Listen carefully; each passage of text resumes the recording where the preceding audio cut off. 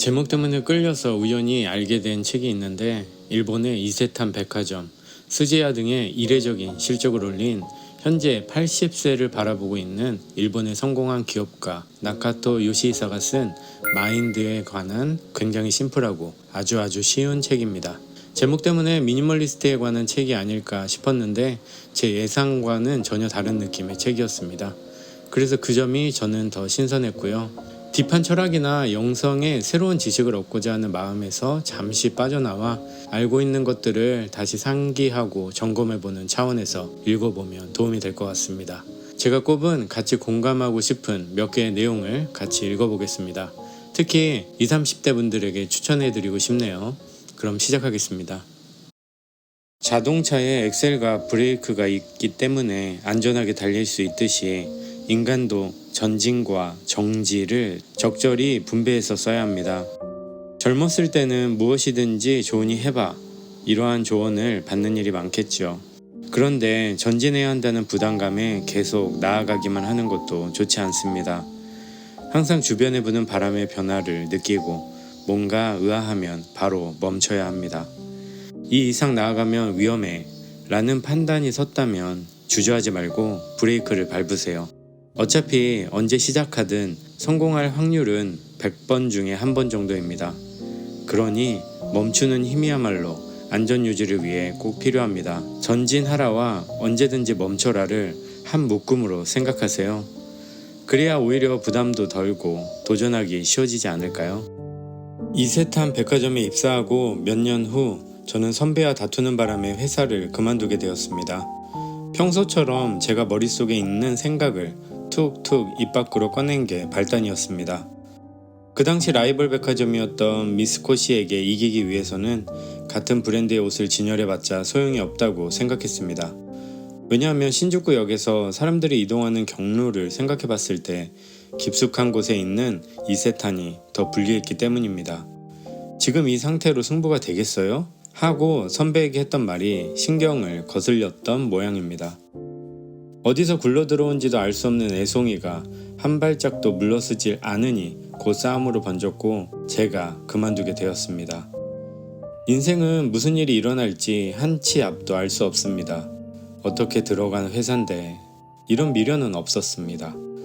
처음부터 제가 무슨 일을 할 수 있는지도 몰랐고 3년 후, 5년 후에 어떤 일을 하고 싶은지도 생각한 적이 없었습니다. 오늘 하루 즐겁게 일할 수 있는지가 중요하기 때문에 제가 할 수 있을 것 같은 일에 최선을 다하고 일을 반복할 뿐입니다. 미래를 너무 구체적으로 계획하기보다 막연하게 생각해야 더 대단한 일을 할 수 있지 않을까요? 그것 말고도 중요한 것이 하루하루 느끼는 작은 행복입니다. 예를 들자면 옆 부서에 예쁜 직원이 있네, 같이 식사하자고 해볼까? 그런 소박한 즐거움을 삶의 활력으로 삼았습니다.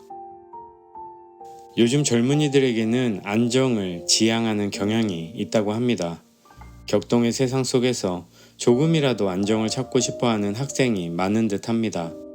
제가 할 말은 한 가지입니다. 세상에 안정이란 존재하지 않습니다. 영원한 기업도 없고 자취세도 언젠가는 사라진다고들 예측하죠. 애초에 우리 인간이 살고 있는 자연 세계 자체가 항상 흘러가고 계속 변화를 일으키는 것이라 오늘과 내일은 그 무엇 하나 똑같은 것이 없습니다.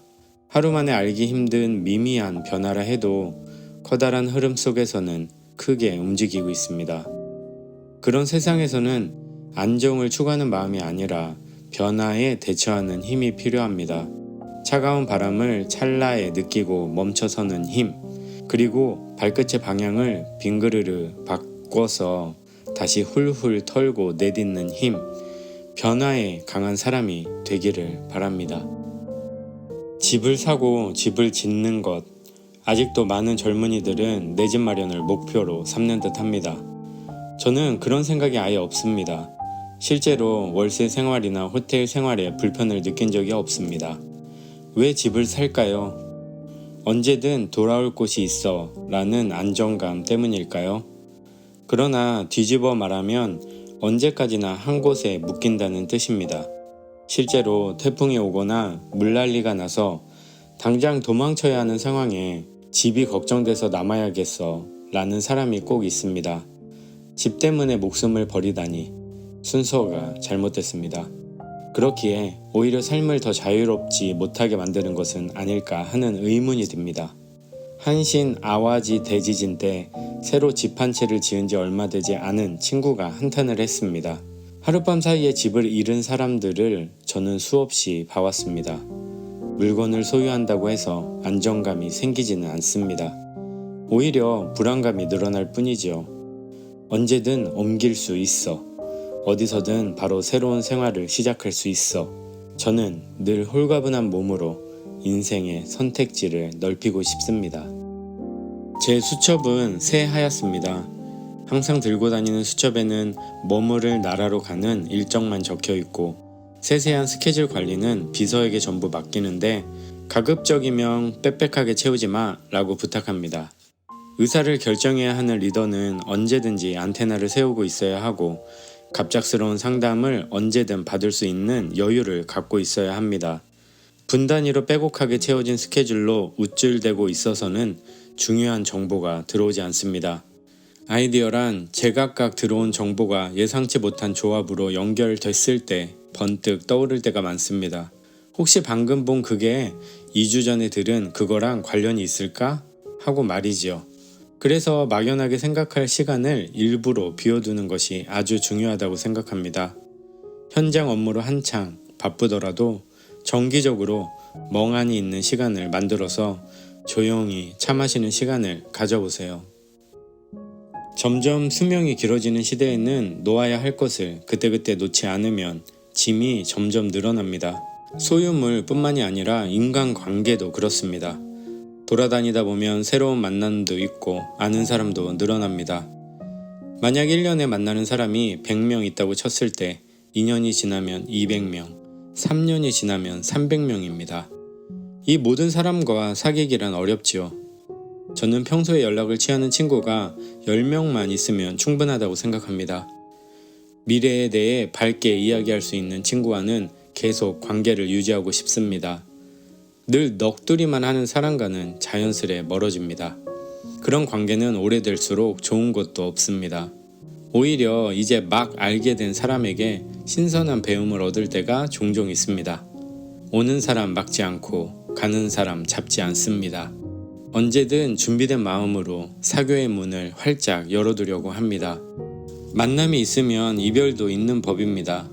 특히 남녀 사이에는 뛰어난 금슬을 자랑하던 부부도 결국 이별하게 되는 일이 벌어지곤 합니다. 저는 서로 향상할 수 없는 관계가 되면 헤어지는 편이 서로를 위한 것이라는 부부관을 갖고 있습니다. 그렇게 해야 긴 인생을 좀 더 풍요롭고 의미 있게 살아갈 수 있다고 생각하기 때문입니다. 이별은 찬란한 미래를 위한 출발점입니다. 그런데 좋지 않게 헤어지는 커플이 상당히 많은 듯 합니다. 아쉬울 따름입니다. 그렇게 서로 좋아하던 사이였는데 말이에요. 이혼 소송이 길어지면서 상대방에 대한 원망이 쌓이면 즐거운 추억도 물거품이 됩니다. 왜 안 좋게 이별을 할까요? 이유 중에는 소유에 대한 집착이 있다고 생각합니다. 이건 내 거야, 아니 내 거야 하며 서로 팽팽하게 맞서기 때문에 옥신각신하는 것이죠. 다시 말해 한쪽이 놓으면 끝납니다. 필요 없어 하며 놓는 순간에 집착하던 마음이 풀리고 새로운 것에 에너지를 쏟을 수 있게 됩니다. 그러면 상대방에 대한 감정도 괜히 더럽히지 않고 끝낼 수 있지요. 저라면 망설이지 않고 정신의 자유를 택하겠습니다. 길을 걷다 보면 스마트폰을 보는 사람들이 눈에 많이 띕니다. 저도 옛날에는 스마트폰을 쓴 적이 있었습니다. 하지만 한 달 만에 진절머리가 나서 바꿨습니다. 정보가 너무 많아서 괜한 시간을 빼앗기는 점이 싫었습니다. 화면을 켜면 인터넷도 할 수 있고 어플리케이션도 무궁무진하게 많습니다.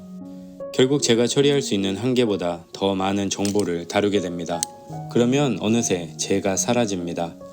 이건 아니다 싶어 바로 스마트폰 생활을 버렸습니다. 지금은 폴더폰을 씁니다. 정확히 말하면 2018년에 다시 나온 AU의 인포바라는 시리즈인데 빨간색과 흰색과 하늘색으로 이루어진 디자인이 마음에 듭니다. 예쁩니다.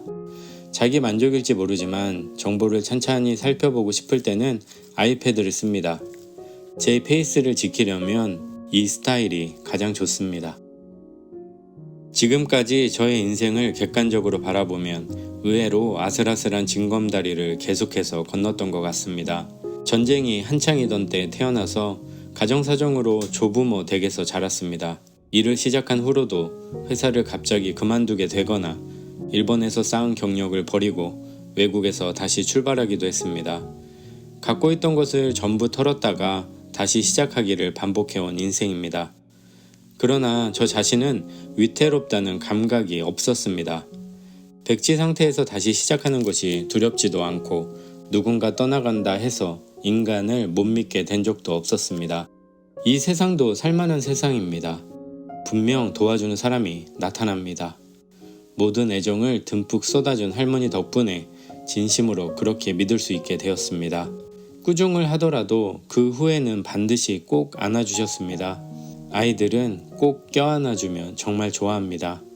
초등학교 1학년 때 담임이었던 다카하시 다키코 선생님도 쓸쓸해 보이는 저를 걱정해서 방과 후에 1분 동안 저를 안아주곤 하셨습니다. 그렇게 애정을 받으면 아이는 평생 기억합니다. 그 덕분에 사람을 잘 따르고 마음을 열 줄 아는 성격으로 바뀌었습니다. 지금까지 방문한 나라와 지역은 130개국 정도입니다. 개인적으로도 해외여행을 좋아합니다. 제가 모르는 땅, 낯선 문화를 접하는 것은 역시 마음을 자유롭게 만들어줍니다. 젊은이들에게 여행을 권장하고 싶습니다. 저 나름의 여행을 즐기는 법을 하나 들자면 계획을 하나도 세우지 않는 것입니다. 여기까지 읽은 분들은 제가 왜 그러는지 이해가 되겠지만 저는 여행도 계획 없이 즐깁니다. 우선 비행기에서 내려 거리로 나가면 느낌이 좋아 보이는 카페에 들어가서 이 근처에 괜찮은 레스토랑 있어요? 하고 가게 사람에게 묻습니다. 비싼 데로 알려드릴까요? 하고 물으면 너무 비싼 데는 안 돼요. 그래도 그럭저럭 맛도 좋고 분위기가 좋아야 돼요. 라고 대답합니다. 이렇게 희망을 말하면 대부분 잘 가르쳐 줍니다. 그리고 레스토랑에 가서 마음에 들면 이 근처에서 제일 추천하는 호텔이 어디예요? 하고 묻습니다. 센스가 좋은 요리나 인테리어를 제공하는 레스토랑에서 일하는 사람은 대부분 좋은 호텔을 압니다. 호텔 이름을 알려주면 거기에서 자야겠다. 오늘 거기서 묵고 싶은데 미안하지만 예약 좀 해주시겠어요? 하며 팁을 줍니다. 이튿날 점심도 그런 식으로 합니다. 이런 방식의 막무가내 여행이 재밌습니다.